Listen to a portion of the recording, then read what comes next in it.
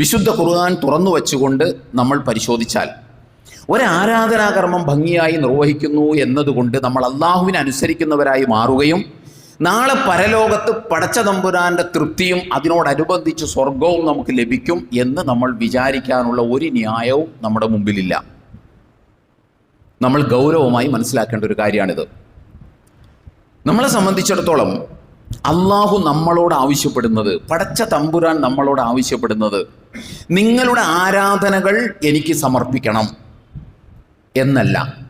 നിങ്ങളുടെ ആരാധനകൾ എനിക്ക് സമർപ്പിക്കണം, നിങ്ങൾ ആരാധനകളുടെ കാര്യത്തിൽ എൻ്റെ കൽപ്പനകൾ അനുസരിക്കണം, നിങ്ങൾ ആരാധനകളുടെ കാര്യത്തിൽ എനിക്ക് വിധേയപ്പെടണം എന്നല്ല പടച്ച തമ്പുരാൻ മനുഷ്യരോട് ആവശ്യപ്പെടുന്നത്. ആരാധനകൾ എനിക്ക് സമർപ്പിക്കണമെന്നല്ല അള്ളാഹ് ആവശ്യപ്പെടുന്നത്.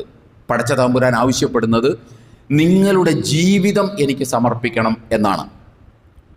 നിങ്ങളുടെ ജീവിതം സമ്പൂർണമായി എൻ്റെ കൽപ്പനകൾക്ക് വിധേയമാക്കണം എന്നാണ്. ഇതാണ് പടച്ച തമ്പുരാൻ ആവശ്യപ്പെടുന്നത്. ഇസ്ലാം എന്ന് പറഞ്ഞാൽ തന്നെ അതിൻ്റെ അർത്ഥം എന്താണ്? സമർപ്പണം എന്നാണ്. നമ്മളൊരു ഖുതുബയിൽ വളരെ വിശദമായത് സൂചിപ്പിച്ചിട്ടുണ്ട്.